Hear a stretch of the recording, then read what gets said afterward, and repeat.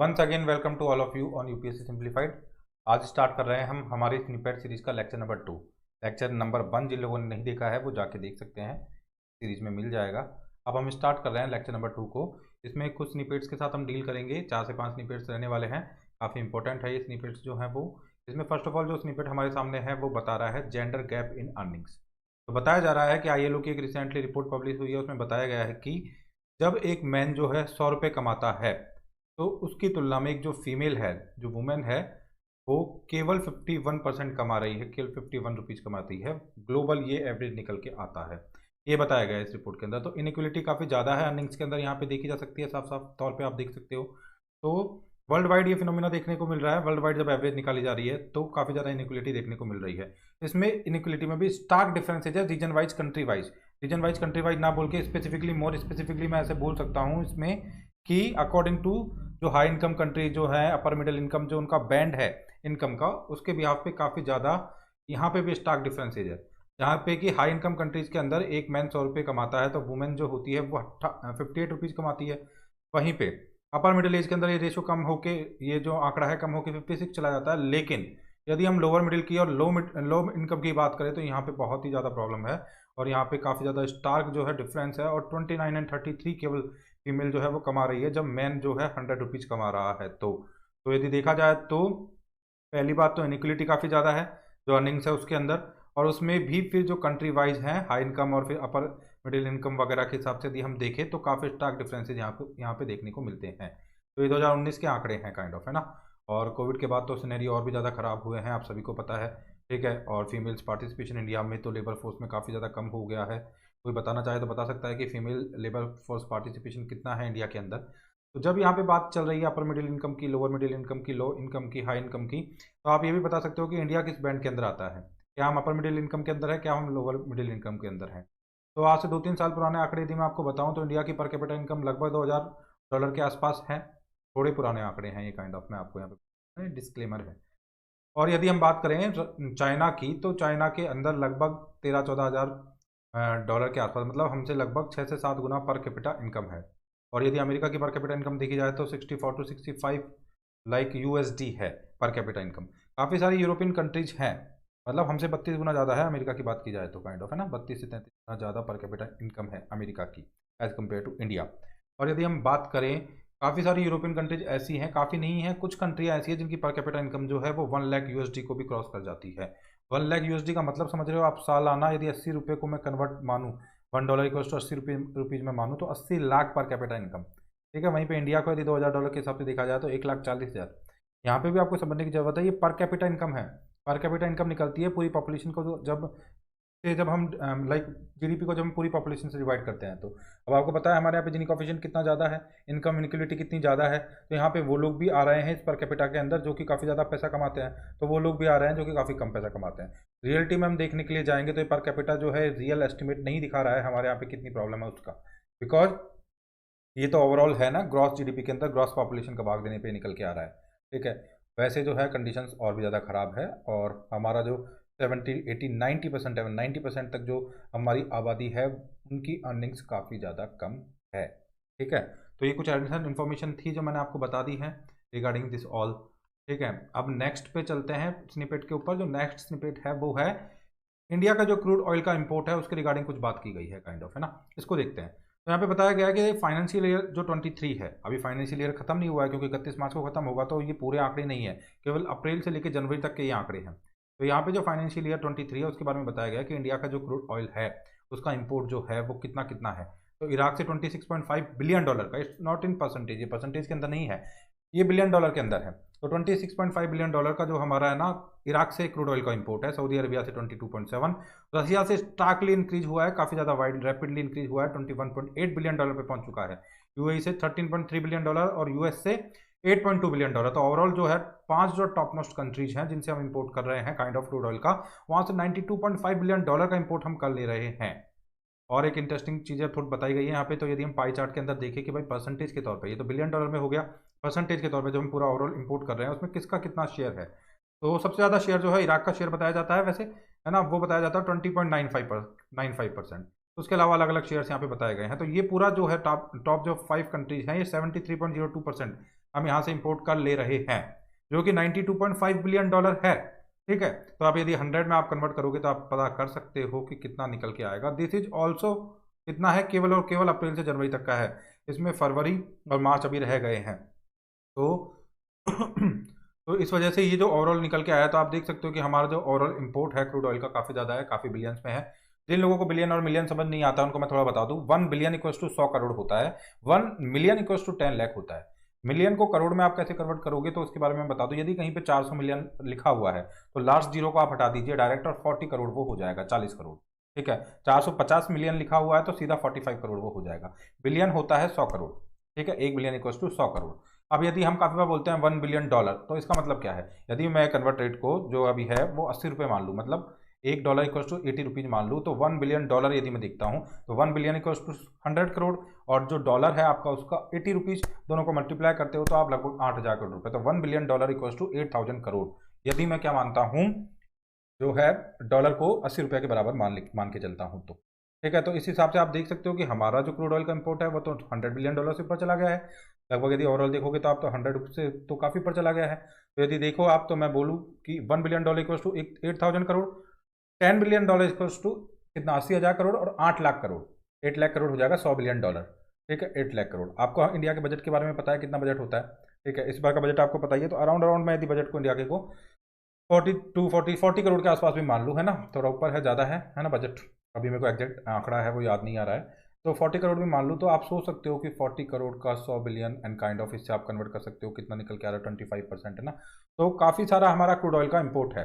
But ये ध्यान रखना है कि क्रूड ऑयल का इंपोर्ट इतना ज़्यादा क्यों है हमारा, ना, तो इस चीज़ को ध्यान आपको समझना है कि क्रूड ऑयल हम पूरा कंज्यूम नहीं कर लेते हैं। हमारे यहाँ पे बड़ी बड़ी रिफाइनरीज लगी हुई है, हम काफ़ी ज़्यादा एक्सपोर्ट करते हैं रिफाइंड ऑयल को, यहाँ से रिफाइन करते हैं, देन उसको फिर आगे एक्सपोर्ट करते हैं, तो इस वजह से भी हमारा क्रूड ऑयल का इंपोर्ट जो है वो काफ़ी ज़्यादा हो जाता है। तो कुछ एडिशनल इन्फॉर्मेशन है जो मैं आपको प्रोवाइड कर रहा हूँ यहाँ पे। तो अब यहाँ पे आगे बताया गया कि भाई फाइनेंशियल ईयर जो 22 था उससे कुछ कंपेरिजन्स किए गए हैं, और वहाँ पे बताया गया कि भाई रशिया से काफ़ी अच्छा इंपोर्ट अब बढ़ गया है। यहाँ पे जो रशिया से पहले आने वाला इंपोर्ट था वो काफ़ी कम था, और अब इंपोर्ट बढ़ गया है। तो इसके थ्रू इतना ही जानने की हमको रिक्वायरमेंट है कि भाई काफ़ी ज़्यादा हमारे यहाँ पे क्रूड ऑयल का जो है इंपोर्ट है, और वो केवल इसलिए नहीं है कि हम इंटरनली कंज्यूम कर रहे हैं, हम उसको रिफाइन करके आगे भी भेजते हैं। तो आगे बढ़ते हैं और नेक्स्ट स्निपेट को देखते हैं, और इसके अंदर क्या बताया गया है। तो इसके अंदर भी ज़्यादा हमको समझने की जरूरत नहीं है, बस ये आप जान लीजिए यहाँ पे कि फरवरी के अंदर जो डिमांड हुई है वो 5% से बढ़ी है हमारी फ्यूल की, 5% ईयर ओवर ईयर बढ़ी है। ठीक है, लेकिन हालांकि जो इंक्रीज है ये अक्टूबर 2022 से लोवेस्ट है लोग, लेकिन इतनी निटिगिटी में आपको जाके देखने की जरूरत नहीं है। यहाँ पे ये ध्यान रखना है कि फ्यूल की जो डिमांड है इंडिया के अंदर बढ़ रही है और अभी बढ़ी है, तो मतलब ये कुल मिला के इकोनॉमिक जो मूवमेंट्स बढ़ रहे हैं उसको भी कहीं ना कहीं पे डिनोट करता है। यदि फ्यूल कंजम्पशन यदि बढ़ रहा है, यदि एनर्जी का कंजम्पशन बढ़ रहा है, तो इस चीज़ को कहीं ना कहीं पे वो डिनोट करता है। अभी निटिगिटी में काफ़ी चीज़ें लिखी गई है, लेकिन इतना ज़्यादा हमको जाके देखने की इसमें रिक्वायरमेंट नहीं है। अब देखते हैं हम आर्टिफिशियल इंटेलिजेंस के रिगार्डिंग जो स्टार्टअप्स हैं उनके अंदर इन्वेस्टर्स काफ़ी इन्वेस्ट कर रहे हैं पैसे। ठीक है, और काफ़ी ज़्यादा फंडिंग उनके अंदर आ रही है, और फंडिंग कितनी ड्रास्टिकली बढ़ रही है ये आप देख सकते हो, चार्ट साफ साफ डिनोट कर रहा है। 2 टाइप्स ऑफ फंडिंग यहाँ पे है, एक तो वीसी फंडिंग है, एक पीई फंडिंग है। तो आप देख सकते हो कि काफ़ी तेजी से रफ्तार से आप वीसी फंडिंग और पी फंडिंग के बारे में बताया गया है कि वीसी फंडिंग से मतलब क्या है, पी फंडिंग से मतलब क्या है। इनको ना देख के हम ये देखते हैं कि ओवरऑल जो फंडिंग है वो काफ़ी तेजी से रफ्तार से बढ़ रही है एआई बेस्ड जो स्टार्टअप्स है उनके अंदर, और 2022 के अंदर जो फंडिंग है वो $5.1 बिलियन की बताई जाती है। तब मुझे रिक्वायरमेंट नहीं है कि मैं इसको रुपीज़ में कन्वर्ट करूँ, मैं बता चुका हूँ, तो आपको समझ आ चुका है कि ये 40,000 करोड़ से ज़्यादा का इन्वेस्टमेंट ओवरऑल है आर्टिफिशियल इंटेलिजेंसी की जो स्टार्टअप्स है उसके अंदर। उसके बाद भी different kinds of business model दिखाए गए हैं, और कहाँ कहाँ पे कितना ज़्यादा मतलब कि इंटरवेंशन है ये पूरी एआई टेक्नोलॉजी का वो बताया गया है। एचआर टेक के अंदर, सेल्स के अंदर and kind of sales force जो ऑटोमेशन है उसके अंदर एंड काइंड ऑफ ये पूरा बताया गया है। तो एआई बूम पे है, इसमें कोई डाउट नहीं है, और वो आप अपने आसपास भी ऑब्जर्व कर सकते हो। अब देखते हैं ऑटोमोबाइल जो रिटेल सेल्स हैं वो तेजी से बढ़ रही हैं, और डबल डिजिट ग्रोथ देखी जा सकती है फरवरी के अंदर।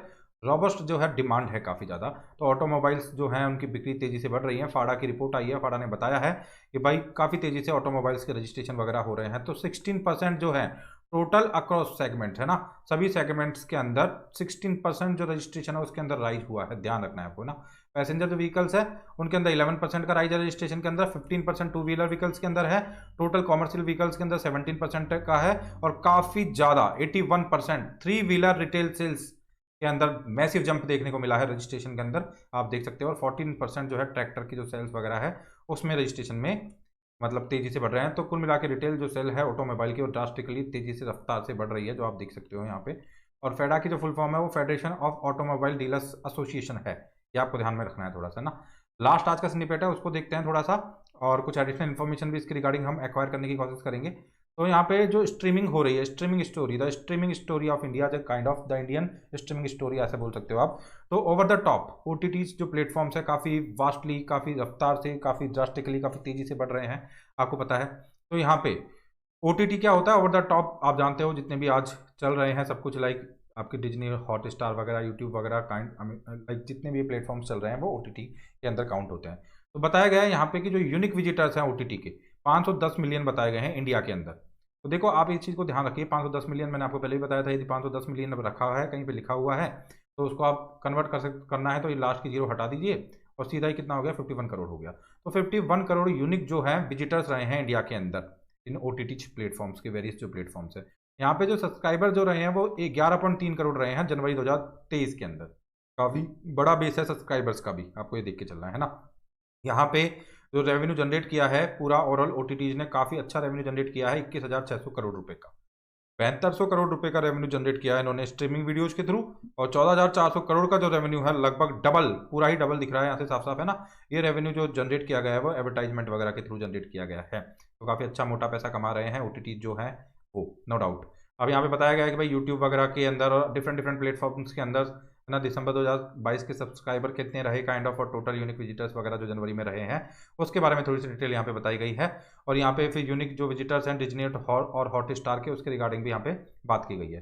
जब हम ये पर्टिकुलर स्निपेट देख रहे हैं तो कुछ अब रिगार्डिंग इंडिया की इन्फॉर्मेशन और देख लेते हैं सोशल मीडिया प्लेटफॉर्म्स के बारे में। तो बताया जाता है कि इंडिया के अंदर जो लोग यूट्यूब को यूज में लेते हैं या फिर यूट्यूब देखते हैं, लगभग 50 करोड़ लोग बताए जाते हैं यूट्यूब के यूजर्स जो हैं। फेसबुक के यूजर्स इंडिया के अंदर लगभग 33 to 34 करोड़ लोग बताए जाते हैं, और इंस्टा के यूजर्स इंडिया के अंदर अराउंड लगभग कितने बताए जाते हैं, 24 से 25 करोड़ के आसपास बताए जाते हैं। यहाँ पे ये आंकड़े मैं क्यों बता रहा हूँ कि 50 करोड़, 25 करोड़ एंड फेसबुक के 33 करोड़ यूजर्स का होना, ये काफ़ी पता है इंपॉर्टेंट चीज़ है। यहाँ पे क्यों है, देखो एक चीज़ को आप ध्यान रखिए कि चाइना और इंडिया की पॉपुलेशन बहुत ज़्यादा है, आपको पता है। चाइना जो है काफ़ी ज़्यादा अपने आप में कंजर्वेटिव है, वो बाहर की जो ये सोशल मीडिया प्लेटफॉर्म्स हैं उनको इतना अलाउ करता नहीं है खुद की कंट्री के अंदर। तो सबसे ज़्यादा बड़ा प्लेटफॉर्म यदि इन सोशल मीडियाज़ के लिए अब है तो इंडिया है, क्योंकि इंडिया का जो पॉपुलेशन शेयर है वो काफ़ी ज़्यादा है। आपको बता दूं मैं, अमेरिका की पॉपुलेशन भी 34 to 35 करोड़ है केवल, वहाँ पे भी वहाँ के जो इंडिजीनियस लोग हैं वो तो 28 to 29 करोड़ लोग ही हैं। बाहर से आए लोग हैं 3-4-5 करोड़ लोग तो है ना, 3-4 करोड़ लोग तो, अदरवाइज जो वहाँ के लोकल लोग हैं वो केवल 29-30 करोड़ के आसपास हैं। तो आप सोचिए 35 करोड़ अमेरिका की पॉपुलेशन, ठीक है, और इंडिया की पॉपुलेशन 140 करोड़ प्लस, ठीक है। तो उसके अलावा मैं बता दूं यूरोपियन यूनियन के अंदर जितनी भी कंट्रीज आती हैं सबको आप मिलाते हो, सबकी 28-29 कंट्रीज़ को, सबकी पॉपुलेशन को आप जोड़ लेते हो तो वो 70 to 75 करोड़ के आसपास निकल के आती है, 80 करोड़ 70 to 75 करोड़ के आसपास। तो आप सोच सकते हो कि इंडिया की पॉपुलेशन जो है उसकी वो केवल 60% के आसपास है।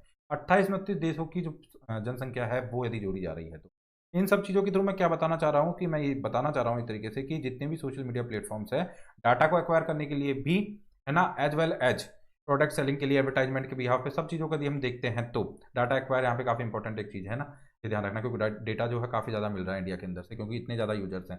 उन सभी चीज़ों को देखते हुए प्लेटफॉर्म्स के लिए इंडिया काफ़ी ज़्यादा इंपॉर्टेंट है, काफ़ी ज़्यादा इंपॉर्टेंट है ना। इसी वजह से इंडिया के अंदर ये लगातार अपने आप को है ना राइज कर रहे हैं, बढ़ा रहे हैं, लगातार जो है इन्वेस्टमेंट वगैरह भी कर रहे हैं, और लगातार अपने आप को अपर हैंड पे ले जाने की कोशिश कर रहे हैं।